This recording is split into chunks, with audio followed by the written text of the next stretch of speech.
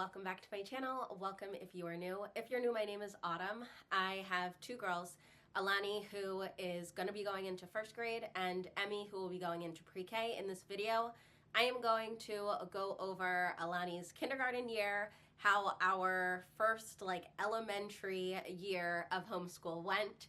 If you've seen my previous videos, such as what we are going to be using for first grade, then you may already know most of how things went. There are a lot of updates I made throughout the year, so there are going to be no big surprises in this video if you've seen those. But I wanted to kind of just discuss a little more in detail some of the things that we did over this school year and what was really working for us and what wasn't.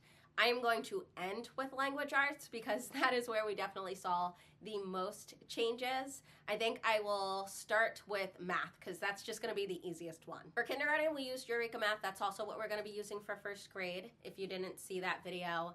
And I had just put all of the pages that she was using in this binder. This was the last module she did. I want to refer to my checklist so I actually get this right. There were 6 modules in math. The shortest one was actually the last one. There were only 8 lessons in that one, but the longest module was 41 lessons. So a range from anywhere from 8 to 41 lessons in each module. We did all 6 of them. We just didn't do every lesson.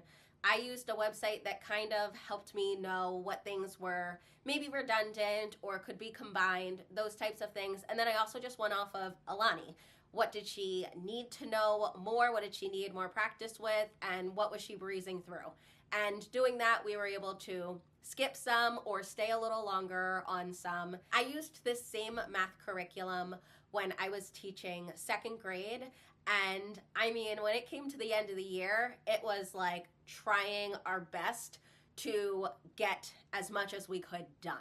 So I remember how slowly we kind of had to move through. You figure there's 20-some kids in the class trying to address all of the needs. So it was really nice just working with Alani and getting through this because I do know how difficult it can be. As I said, we will be using this for first grade. We absolutely loved it, and what I really appreciate is the online component of it as well. We did not use Zern every day or with every lesson. So since there are a few that we haven't done that are within the kindergarten year online, I've continued to let her do those every once in a while.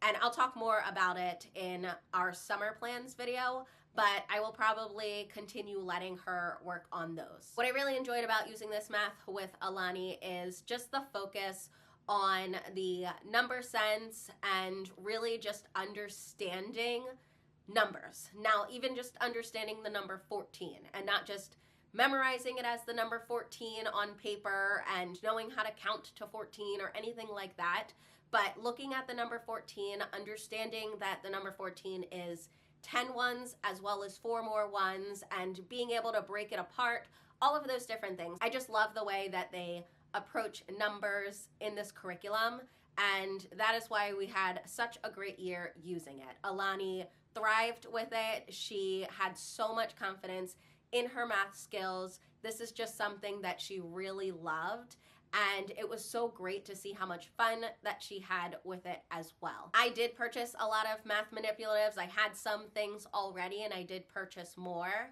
but something that's cool about this program is you can use a lot of just household items. It's not something that you have to go out and spend a lot of money.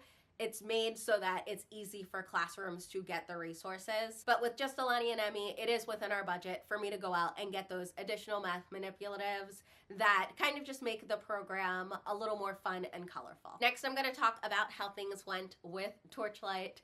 So the first thing to address is that map that I kept telling you guys about that we were having difficulty filling in.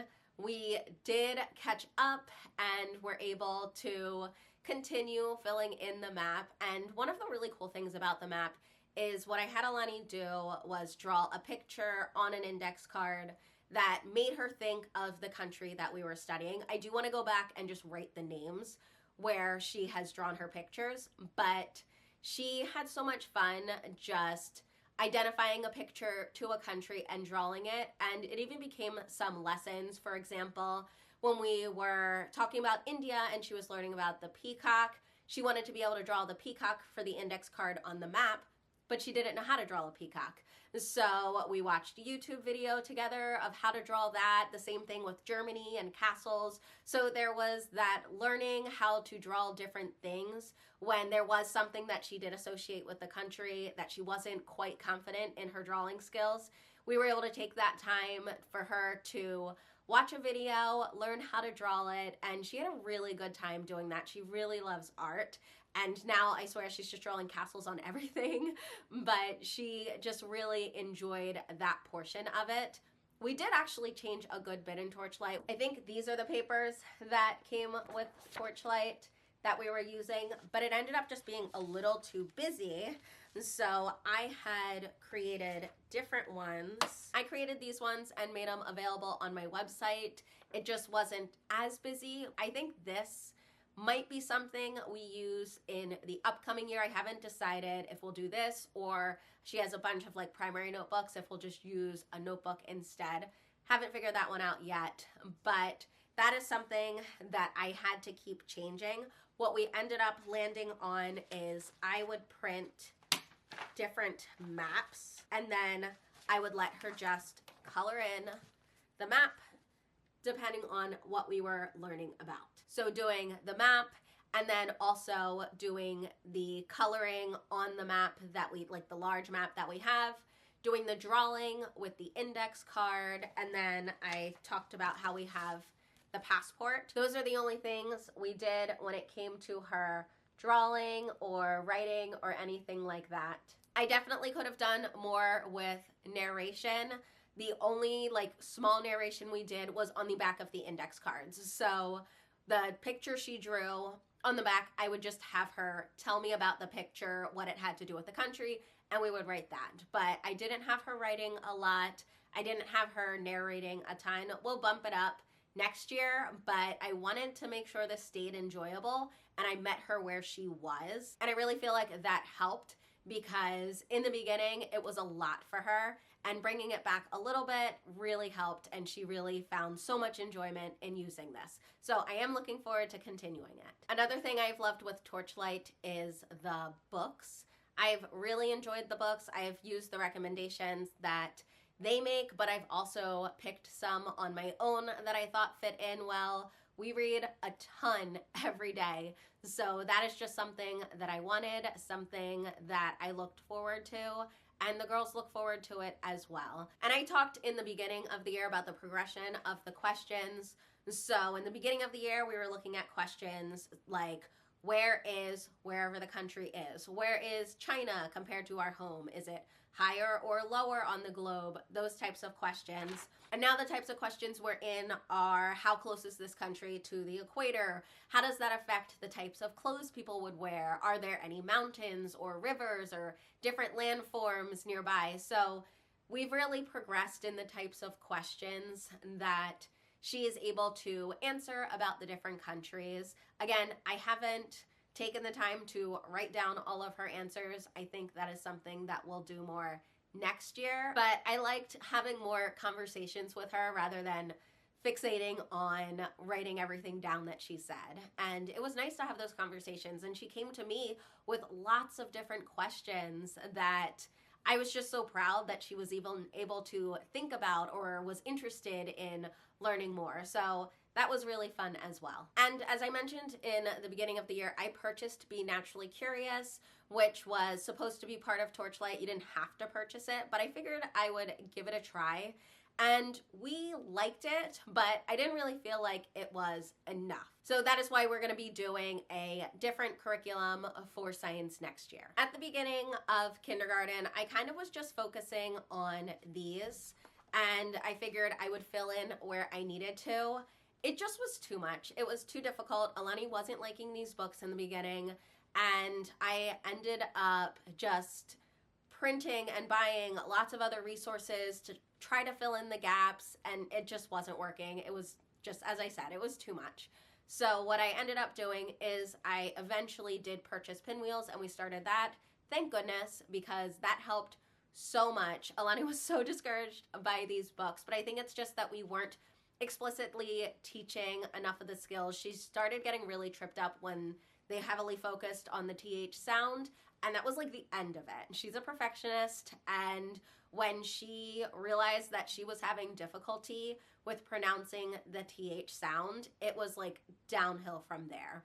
So her confidence was shot. She was telling me she wasn't good at reading, all because of the TH sound. Like, that was it. She was doing phenomenally in other areas, but that just was really difficult for her. Now, I understand that is a sound that isn't necessarily a high focus generally in the beginning of kindergarten. So that is why I really just pulled back on these, because I wasn't really sure if it was just going to continue to have problems or cause problems with what she was learning. But once we were able to get further along in Pinwheels and she was able to gain that confidence back, we were able to add these back in, and she has felt a lot better. I mean, her confidence soared once we started doing Pinwheels. So I'm glad that I decided to grab a research-based curriculum for us to use alongside of these, because that was very much necessary, and it was so much easier than piecing a lot of things together. I had purchased and printed the activities for these as well,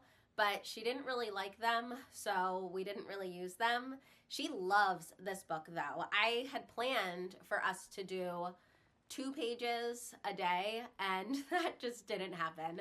Not that she didn't want to, I just didn't always think about it or didn't always find it necessary.